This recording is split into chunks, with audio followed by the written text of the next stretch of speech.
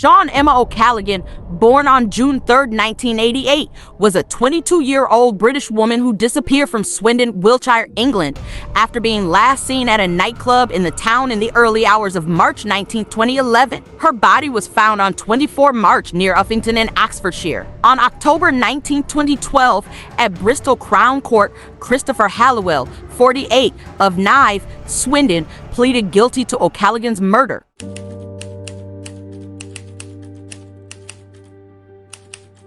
On the 19th of March 2011, Sian O'Callaghan was captured on CCTV leaving Swindon's Suja nightclub to walk 800 meters to the flat she shared with her boyfriend, Kevin Reap. In Swindon's Old Town area, Reap sent O'Callaghan a text message. Analysis later showed that her mobile phone was in the Savernake Forest area, 12 miles away, at the time the message was received. On the 20th of March, Reap contacted the police and reported O'Callaghan as missing. The police issued their first public appeal for information and announced that they had begun searching Savernake Forest. They stated that the time that elapsed between O'Callaghan's appearance on the club's CCTV and her mobile phone signal meant that the journey from Swindon to the forest could only have been made in a vehicle. On the 22nd of March, approximately 400 members of the public joined the police in their search of the forest. The same day, an anonymous donor offered a £20,000 reward for information that would lead to finding O'Callaghan.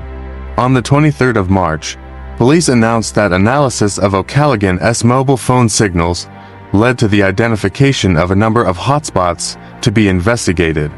Detective Superintendent Stephen Fulcher of Wiltshire Police said that the investigation was moving at a rapid pace and that significant lines of inquiry were being developed.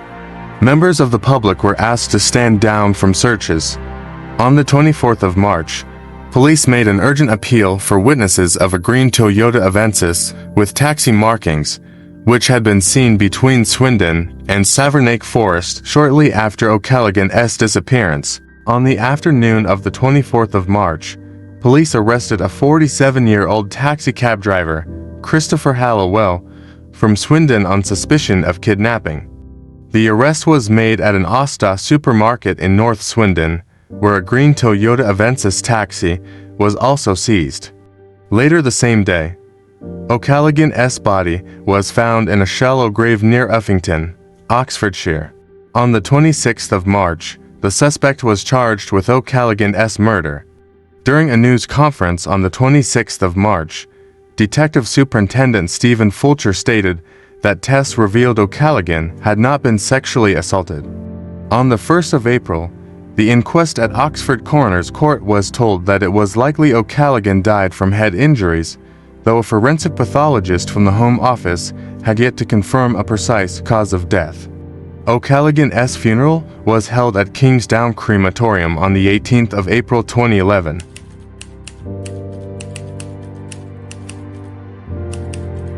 Christopher Halliwell, born in Swindon, Wiltshire, worked as a taxi driver and had a troubled childhood, reportedly suffering from neglect and abuse, which may have contributed to his later behavior. Exploring his early life can provide insights into his psychological development. There is also speculation that Halliwell may be connected to other unsolved cases. He had extensive knowledge of remote areas and had previously boasted about having killed others, though no additional charges have been brought against him.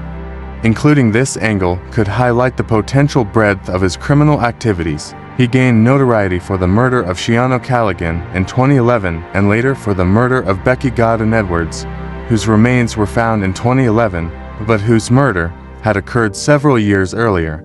Halliwell's psychological profile indicates a fascination with serial killers, suggesting a deeper, pathological drive behind his actions, possibly emulating the killers he idolized or satisfying his violent impulses.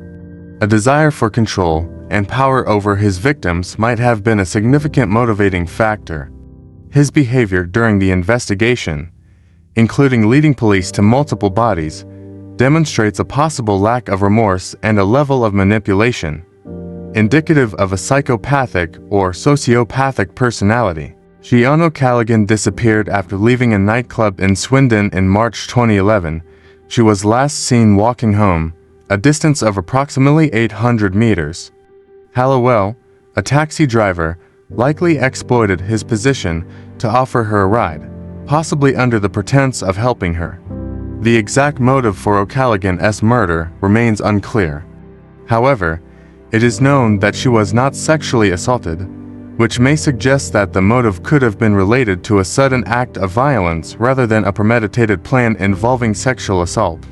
Becky Godden-Edwards was last seen alive in 2003. Her remains were discovered in 2011 after Halliwell led police to her burial site. Godden-Edwards had a troubled life and was known to have had issues with drug addiction and involvement in sex work. It is possible that Halliwell met her under these circumstances. Like with O'Callaghan, the specific motive for Godden-Edwards' murder is not clear. However, it has been suggested that Halliwell had a propensity for violence and may have derived some form of gratification or control from committing these acts. The disappearance of Sally and John, a 23-year-old woman engaged in street-based work in Swindon in 1995, remains a haunting mystery that has drawn renewed attention in light of Christopher Halliwell's criminal activities. Sally Ann was last seen in the vicinity of Swindon's red light district, where she worked, before vanishing without a trace. Despite extensive investigations and appeals for information, her whereabouts remained unknown for years, leaving her family and authorities desperate for answers. The case took on a new dimension following Halliwell's arrest for the murders of Sian O'Callaghan and Becky Godden-Edwards, leading to the reopening of Sally Ann's case amid suspicions of a potential connection to Halliwell. Halliwell's arrest reignited interest in Sally Ann's disappearance to striking parallels between her case and those of his confirmed victims. Both Sally Ann and Halliwell's known victims were associated with Swindon's red light district, suggesting a possible pattern in his targeting of vulnerable individuals in the area. Furthermore, the geographical proximity of Sally Ann's last known whereabouts to Halliwell's known hunting grounds has fueled speculation of his involvement in her disappearance. As investigators delve deeper into the case, the quest for justice for Sally and John continues, with hopes that answers will finally emerge after years of uncertainty and anguish. Christopher Halliwell's court appearances have been significant events in the legal process surrounding his crimes. In October 2012, he faced trial at Bristol Crown Court after pleading guilty to the murder of Sian O'Callaghan, whose disappearance in March 2011 had shocked the nation. During this trial, details emerged about the circumstances surrounding Sian's disappearance and subsequent murder, shedding light on Halliwell's confession and the discovery of Sian's body. The proceedings highlighted the gravity of the crime and provided closure for Sian's family and loved ones. Following his initial conviction, Halliwell faced another trial in September 2016, this time for the murder of Becky Godden-Edwards, whose remains he had led police to after his arrest. The trial, also held at Bristol Crown Court, delved into the evidence linking Halliwell to Becky's disappearance and murder. Forensic evidence and witness testimonies were presented, resulting in Halliwell's conviction for a second murder and another life imprisonment sentence. These court proceedings underscored the meticulous investigative work and legal efforts undertaken to ensure justice for Halliwell's victims. However, Halliwell's case also brought legal controversies to the forefront, particularly regarding the methods used by law enforcement to obtain his confession. Detective Superintendent Stephen Fulcher's decision to bypass legal protocols during the investigation led to disciplinary action against him and raised questions about the admissibility of Halliwell's confession in court. Despite these challenges, the court proceedings surrounding Christopher Halliwell's crimes stand as crucial milestones in the pursuit of justice and the resolution of some of the most heinous crimes in recent memory.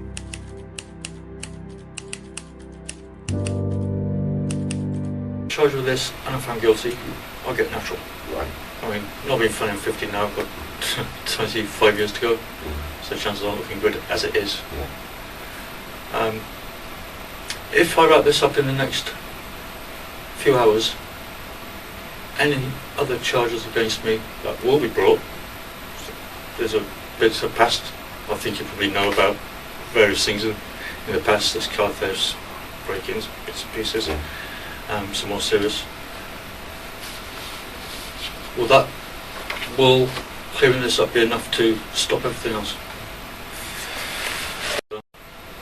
I don't want to keep coming back every couple of years on a different charge all the time.